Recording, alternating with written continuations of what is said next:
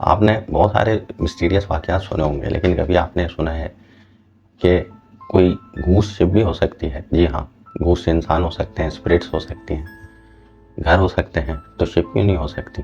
जी हाँ, मैं बात कर रहा हूँ मैरी सेलेस्टी, जिसके बारे में मशहूर है कि ये एक घूस शिप है।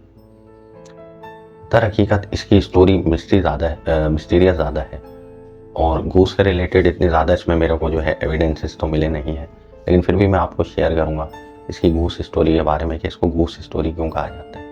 दरअसल में ये एक शिप थी जो कि 1872 में एजोर आइलैंड पुर्तगाल में इसको ढूंढा जाता है और इसे फाउंड करता है कैनेडियन ब्रिगेंटाइन डाई गराटिया। देखता है कि जहाज़ ये शिप जो है फ्लोट करता हुआ आ रहा है उनके जहाज़ की तरफ, और इसकी फ्लोटिंग से ऐसा लग रहा था कि इसको कोई माहिर कैप्टन चला रहा है। जब वो वहाँ पर पहुँचता है डाई गराटिया, तो वहाँ पर देखते हैं कि जो उनका क्रू होता है वो देखता है कि ये शिप तो अबेंडेंड लग रही है, और उसकी फ्लोटिंग जब वो वहाँ पर जाकर देखते हैं तो वो रुकी भी होती है। अब एक जब उनका अंदाज़ा होता है कि ये शिप चलती हुई आ रही, तो वो एक स्टोरी उन्होंने बनाई और दूसरी ये बताते हैं कि हमने उसको रुका हुआ देखा।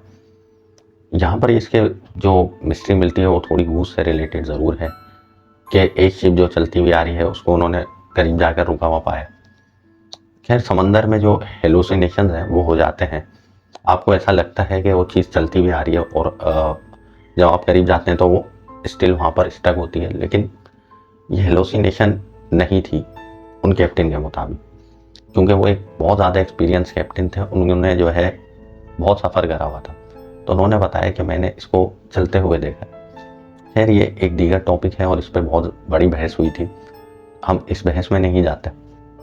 जब वो शिप के ऊपर इन्वेस्टिगेशन करने जाते हैं, यानी कि उनका क्रू जाता है, तो वो क्या देखते हैं कि उस शिप के ऊपर कोई भी मौजूद नहीं है। ये बड़ा मिस्टीरियस वाक़या था। एक खुले समंदर में एक इस तरह के बड़े जहाज़ का मिल जाना एक बहुत बड़ी मिस्ट्री थी। तो वो क्या करते हैं कि पूरे इन्वेस्टिगेशन करते हैं, जहाज़ की पूरी रिसर्च करते हैं, ढूंढते हैं, देखते हैं। इनफैक्ट जो उनका इंजन रूम होता है वहाँ जाते हैं, बहुत सारी जगहों पे तलाश करते हैं, उनको कुछ भी नहीं मिलता, यानी कि इंसान के नाम पर। पूरे शिप का जायज़ा लेने के बाद जो एक बात सामने आती है उसमें ये पता चलता है कि एक लाइफ बोट गायब है। इसके अलावा जो दीगर सामान होता है वो सब उस पर मौजूद होता है। अब ये क्या सामान होता है ये मैं आगे चल के आपको बताता हूँ। इस शिप के ऊपर 10 लोग सवार थे, वो 10 के 10 लोग मिस्टीरियसली गायब थे। यहाँ दोस्तों इस शिप की मिस्ट्री शुरू हो जाती है। कैप्टन ब्रिग्स अपनी फैमिली को लेते हुए न्यूयॉर्क से चलते हैं। 7 बंदों का उनका क्रू भी इस पे शामिल था। टोटल मिला के ये 10 अफराद थे, इसमें इनकी बीवी, इनकी बच्ची और 7 बंदों का क्रू शामिल था। सफ़र का आगाज़ करते हुए कैप्टन ब्रिग्स थोड़े दूर ही जाते हैं तो एक समंदरी तूफान आ जाता है, जिसकी वजह से वो 2 दिन का स्टे और लेते हैं। इस दौरान, यानी कि अपने सफ़र पे निकलने से दौरान और उस ब्रेक के दौरान 2 खत लिखे जाते हैं, एक ब्रिग्स की जानिब से और एक उनकी वाइफ की जानिब से। दोनों उनकी वालदा को लिखे गए।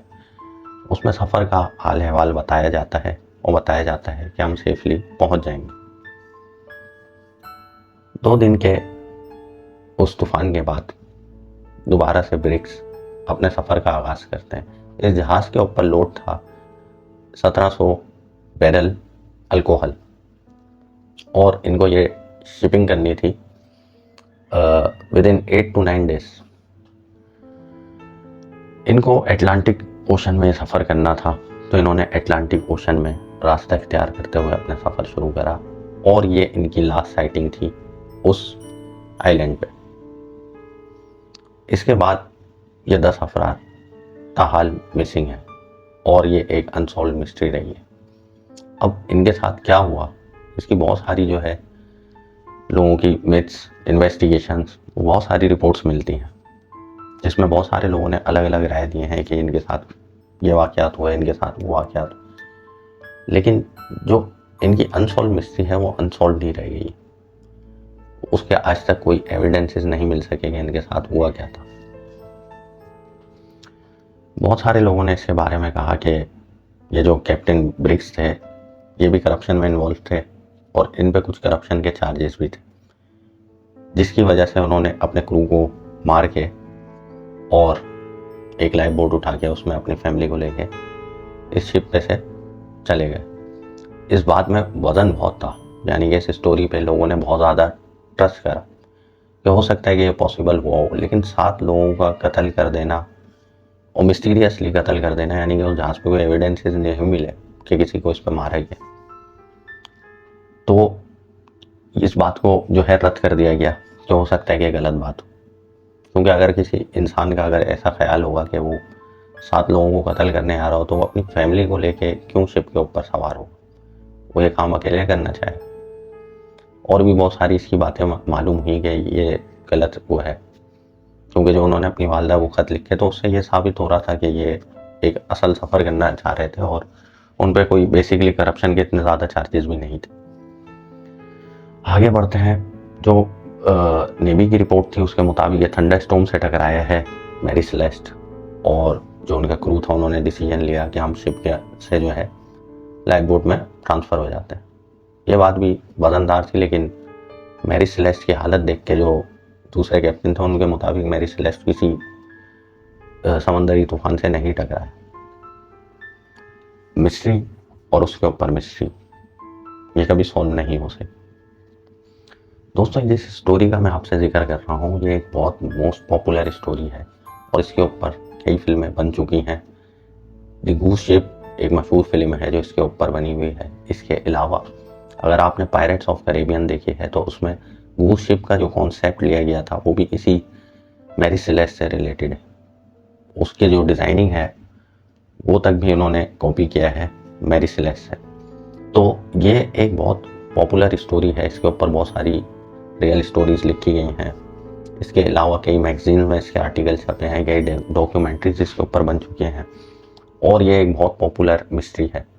बेसिकली ये इस स्टोरी से रिलेटेड ज़्यादा मशहूर है। इसकी और भी स्टोरीज़ हैं, जैसा कि 1884 में भी इसका एक वाक़या है जो कि एक करप्शन का ही केस था जो उसमें मुलव्विस थे, तो वो भी एक वाक़या है इसका। लेकिन जो असल स्टोरी है, जो इसकी मिस्टीरियस स्टोरी है, वो ये 1872 वाली है जिससे ये मशहूर हुई। कि जो मिस्ट्री है वो आज तक सॉल्व नहीं हुई। इसको गूस शिप कहने की जो है आपको मैंने शुरू में बताया था कि वजह थी।